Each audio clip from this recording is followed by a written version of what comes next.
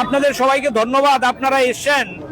আপনারা জানেন আমাদের রাজ্যের যে বিজেপি সরকার, এই বিজেপি সরকার 2018 সালে প্রতিষ্ঠা হবার আগে তাদের ভিশন ডকুমেন্টে প্রতিশ্রুতি ছিল, আমরা যদি সরকারে আসি আগরতলা শহরের পরিবহন ব্যবস্থাকে ঢেলে সাজাবো।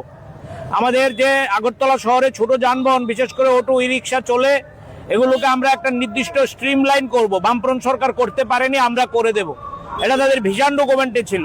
কিন্তু আমরা লক্ষ্য করলাম এই সরকার প্রতিষ্ঠিত হওয়ার পর আমাদের সমাজের বিভিন্ন অংশের মানুষের উপর যে আক্রমণ নামিয়ে আনা হয়েছে, তার মধ্যে সবার আগে আক্রমণ নামিয়ে আনা হয়েছে আমাদের এই গরিব যারা অটো রিক্সা চালায়, যারা ই অটো চালায়, যারা ই রিক্সা চালায়, তাদের উপর আক্রমণ নামিয়ে আনা হয়েছে। কিভাবে?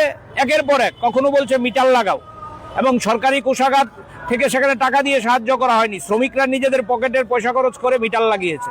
আমি আপনাদের জিজ্ঞেস করি, আগরতলা শহরে কোনো অটোতে কোনো মিটার আছে? মিটারে কোনো গাড়ি চলে? মিটারের কোনো কার্যকারিতা আছে? আমরা রাজ্যের মন্ত্রীর কাছে গেছিলাম, পরিবহন মন্ত্রীর কাছে, পরিবহন মন্ত্রী উত্তর দিচ্ছে আমার আমলে তো হয়নি, এটা তো অন্য মন্ত্রীর আমলে হয়েছে। সরকার তো একটা, হাজার হাজার টাকা বাইরের কোম্পানি এসে লুট করে নিয়ে গেল আমাদের এই অটো শ্রমিকদের থেকে। এই যে তারা দাঁড়িয়ে আছে আমার সঙ্গে, সব অটো চালায় তারা, তাদের গাড়ির মধ্যে এই সেখানে মিটার লাগাতে বাধ্য করা হয়েছে। এরপরে গেল মিটার শেষ হয়ে গেল, তারপর বলছে গাড়ি গোলাপি কালার করতে হবে, এবং শ্রমিকদের পকেটের পয়সা খরচ করে গোলাপি কালার করতে হবে। যখন যা মনে হচ্ছে একটা সার্কুলার দিয়ে দিচ্ছে। সম্প্রতি আপনারা লক্ষ্য করেছেন আগরতলা শহরে ট্রাফিক দপ্তর থেকে বলছে ই রিক্সা যেগুলো আছে, ই অটো যেগুলো আছে, এগুলো আগরতলা শহরে ঢুকতে পারবেন। তা আগরতলা শহরে ঢুকতে পারবেন, আগরতলা শহরের যাত্রী সাধারণ চলবে কি করে? বাস গাড়ি আছে, টিআরটিসি আছে, ইলেকট্রিক গাড়ি সার্ভিস আছে। তারা তো বলেছিল আমরা সরকারে আসলে আগরতলা শহরে আমরা টাউন বাস চালু করবো। কোথা থেকে চলবে? একটা আমতলি থেকে আগরতলা জিবি হাসপাতালে আসলে অটো ছাড়া কি করে আসবে? জিরানিয়া থেকে আসতে হলে কি করে আসবে? কি করে যাবে? ছাত্রছাত্রীরা কি করে যাবে? বয়স্ক মানুষ কি করে যাবে? একটা অদ্ভুত নৈরাজ্য পরিবহন ব্যবস্থা নিয়ে তৈরি হয়েছে। আমরা দাবি করছি Tripura auto rickshaw workers union, Tripura e rickshaw শ্রমিক ইউনিয়ন, এবং সর্বোপরি আমাদের রাজ্যের পরিবহন যে সেক্টরটা আছে তার একটা আমাদের যৌথ মঞ্চ আছে, all India road transport workers federation. এই all India road transport workers ফেডারেশনের পক্ষে আজকে আমরা যুগ্ম কমিশনারের কাছে যাব। আমাদের দুটো দাবি আমরা বলছি, এই শহরে এই যে অটো রিক্সার উপর, ছোট গাড়ির উপর নিষেধাজ্ঞা লাগু করা হয়েছে, এই নিষেধাজ্ঞা অবিলম্বে প্রত্যাহার করতে হবে।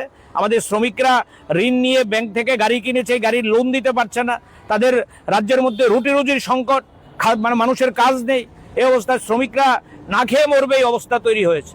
সুতরাং এই শ্রমিকদের স্বার্থে আমরা বলছি নিষেধাজ্ঞা প্রত্যাহার করো। দ্বিতীয় আমরা দাবি করছি, আমরাও চাই ট্রাফিক ব্যবস্থা উন্নয়ন হোক।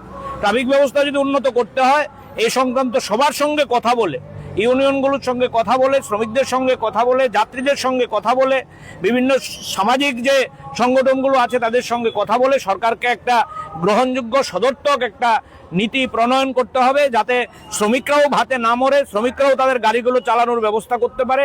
একটা মানে সবার গ্রহণযোগ্য একটা ব্যবস্থা করতে হবে। এই নিয়েই যাচ্ছি আমরা যুগ্ম কমিশনারের কাছে। যুগ্ম কমিশনারের পর যদি সরকার এই দাবি না মানে, শ্রমিকরাই রাস্তায় নেমে সিদ্ধান্ত করবে তারা কি করবে। তা আমরা সিআইটিউর অনুমোদিত all India road transport workers ফেডারেশনের পক্ষে আজকে আমরা এই দাবি নিয়ে যুগ্ম কমিশনারের কাছে যাচ্ছি।